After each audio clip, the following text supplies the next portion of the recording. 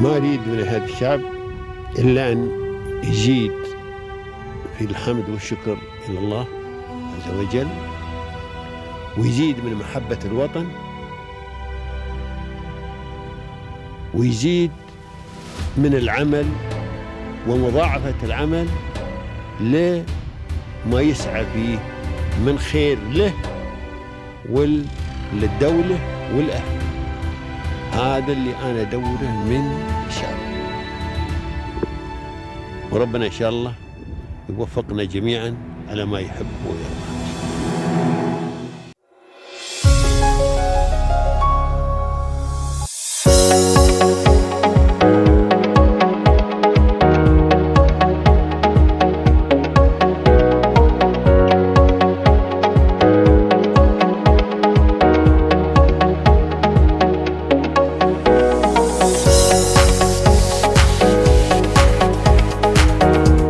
The UAE has been my home nearly for 10 years, and it's been an incredible place that has allowed me to grow my career, to start my own business, to meet some incredible people, have a lifestyle that I wouldn't have had at home, to feel safe, to feel valued, and that I can express myself as well as my business. So I couldn't be more thankful to this country and what it's offered me.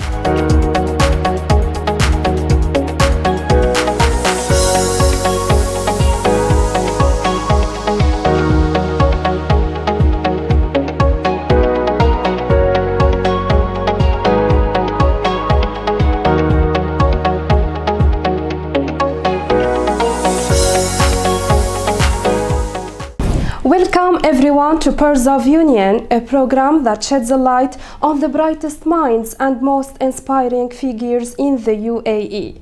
In every episode, we dive deep into the journeys of exceptional individuals who turn ambition into achievement and challenges into opportunities. And one of those successful personalities is our special guest for today, and he is Mr. Conran, the managing partner and the founder of Joseph Mews. Welcome, Mr., and thank you for joining us today. No, thank you very much for having me. Thank you. So, sir, please let's go back to the beginning. How would you describe your educational and professional background? My education I thoroughly enjoyed. I studied in the UK. I went to an all-boys boarding school where education was incredibly important, as was sport and the social aspects of life, which has really helped me, I think, in my later career. There was a real emphasis on community, speaking and collaborating with people, which I think has attributed to my success further on in my career.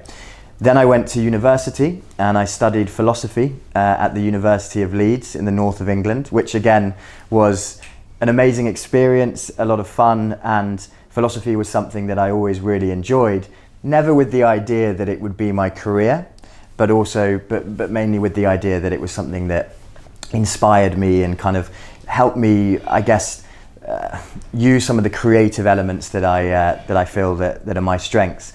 But I finished that, and then I went to London and started my career. So your studies have helped you a lot. Yeah, absolutely. I think that the UK is interesting because unlike other countries, you don't necessarily study what you end up doing as your career. Unless you're going to be a lawyer and you study law, or you're going to be a doctor, you need to do medicine.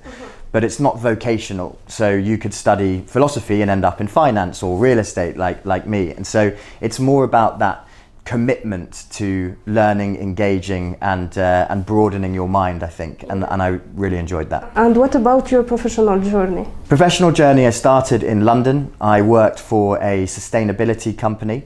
At the time, it was actually the London 2012 Olympics. And it was all about making that whole journey or that whole event more sustainable, which now is a lot more relevant, I think. But in 2012, it didn't have as much exposure. The looking after the planet and sustainability wasn't at the forefront of people's minds. So it was a really innovative era where I was working in a sales role, trying to promote this. Something that I was passionate about, but also kind of, I guess, collaborating and using my interpersonal skills and learning. And I've always enjoyed learning, and that was something I wanted to learn about. And so that's how I started. Nothing to do with real estate. And then I think I asked myself a question and said, what am I good at? What are my skills? And I think this is something that everyone needs to ask themselves in their career, is to say, you know, where do I see my strengths lie? Not necessarily with an industry, but with my own personality. And what I knew was that I enjoyed working with people, that I knew I was good at sales, and that I was willing to learn and passionate about anything that I took on. And I fell into real estate. You know, it wasn't something that I grew up saying, I'm going to work in real estate. And I think that's important to mention, because I think particularly for younger children or adolescents that are studying, they think, too much pressure, I need to know what I'm doing. You don't. You relax, you work out what you are growing into as a human being and where your strengths are going to be. And that was certainly the case for me. I got an opportunity in real estate and I moved from there. Great, and it was the best choice for you? Absolutely, it's given me freedom, it's brought me to this amazing country where I've lived for 10 years now in the UAE, and I've met a lot of incredible people and been lucky enough to grow my own business with it. So yeah, definitely the right move. Sir, you know that every path to success comes with challenges. Mm-hmm. So what were the main obstacles that you have faced during your career, and how did you overcome them? Competition, I think, is, you know, as I say, grew up in London, and there is so much pressure and competition, particularly in my generation. Just because you have a university degree, so does everybody else. You can have a master's, so does everybody else. It's very hard to differentiate yourself, and when there's more pressure, I think, you know, it can be rough. And I feel that when I look at the younger generations now, I think they experience the same thing. So I think that competition has been a challenge.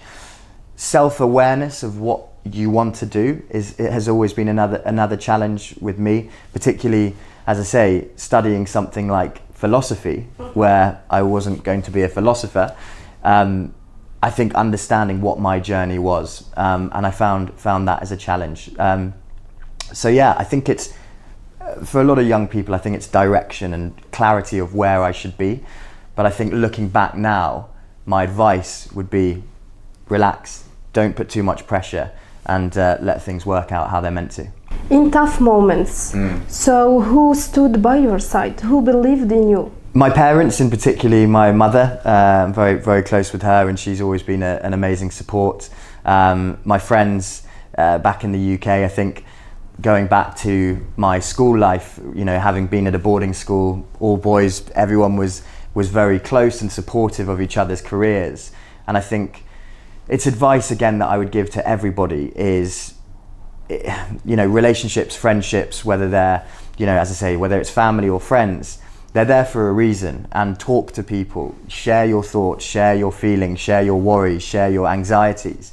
And, you know, it's made a lot easier when you put things out in the open rather than keeping it inside. And so I've been very lucky to have a mother who's incredibly supportive, father as well, and lots of great friends. So yeah, I've had a good support network. So your family and your friends supported you a lot? Yeah, 100%, yeah. Sir, every successful venture requires a leadership with a strong direction and also with a clear vision. Mm-hmm. So how you have contributed to the growth and success of this company? It's a really good point, and I learned from talking about sort of, I guess, people that have supported. My old boss, who's actually chairman of Joseph Mews, he's a sort of a silent chairman in the business. He is what I would put down as my mentor.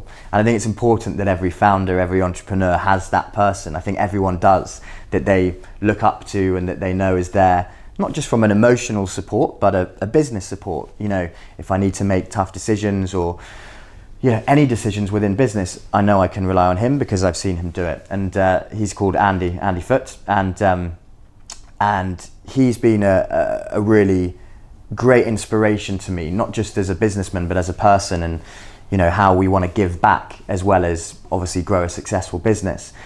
And leadership comes as a big part of that. And he was a great leader for me, as well as the team that I work for. And I've tried to translate a lot of that into my staff here. A very open policy, you can talk about everything. never using positive energy rather than negative or strict rules, which was, the old way in London when I grew up, was you were scared of your boss. I don't think that's productive. I don't think that's the world we live in now, that's conducive to people wanting to work for you and grow a business. And so I try and grow this business where we're all on the same playing field. I am no more senior than you. You have hierarchy to a respect level, but that everyone feels open and willing to share how they're feeling and ideas. As I said to you before, ideas are what makes everything work.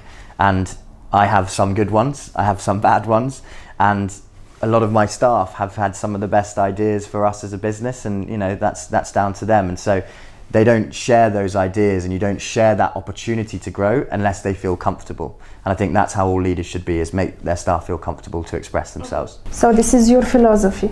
Yeah. But great, today you are contributing to the growth of the company in the MENA region. Exactly. So sir, success is marked by significant milestones and impactful contributions. What are the key achievements that you are most proud of today at Joseph Mews? I'd say, look, for me, from a personal level, obviously starting my own business was always an ambition, I'd say. I think one thing I would say that you kind of can be slightly aware of when you're younger is what mindset you have. So you have two mindsets. Number one is an entrepreneurial mindset. I want to start my own business. I want to work for myself for whatever reason. It can be a number of reasons. Or I have the mindset that I want to go and work for a big PLC company and progress through there. I want the stability. I want the structure. I knew from early on that I was of the entrepreneurial mindset and that I was always having ideas of my own business, of what it would be. I didn't know it was real estate, but I knew it would be my own thing. And so being able to do that, 3.5 years ago now, was a huge milestone for me, because anyone that starts a business will tell you there's no right time to do it. And sometimes your hand is forced, it's thrown upon you, you have an ultimatum, do I do this, do I do that? And there's never the perfect time that you feel, right, this is it, I'm fully settled. It doesn't exist. And so it came about quite strangely for me with the other business I work for kind of changing direction. And so it was ahead of schedule. So I was nervous, and what we've grown today and where we are, I'm very proud of as a milestone to be able to, take that move and build something that's, grown and grown over a short period of time. So that's a big milestone for me. And then I'd say expanding the company is another milestone, and it's quite relevant timing. I've been here in the region for 10 years, as I said, offering UK property investment, and now we've expanded and we're offering investment within the UAE as well. So being able to learn that market, somewhere I'm so passionate about, that I've lived, has been my home for 10 years, has been a really cool milestone for us as a business as well. And now, are you deciding to expand into new markets? Yes, absolutely. Yeah. So the UAE is our first step. So it's always been UK. We're a British business. That's always been our product, our investment offering, and now we will be offering the UAE as well. So these are your strategic goals. These are your next step. Yeah, for sure. I think one thing I've learned as well in running a business is you have to adapt, and you have to listen to what your audience, what your customer wants, what the market is saying. And look, the last 3-4 years in the UAE has obviously been incredibly, from a real estate perspective, incredibly fruitful and successful for a lot of our investors. That, we have a database of clients that trust us, that want to deal with us, but we only have the UK as an offering, and they're saying, do you offer in the UAE or based here? And we haven't.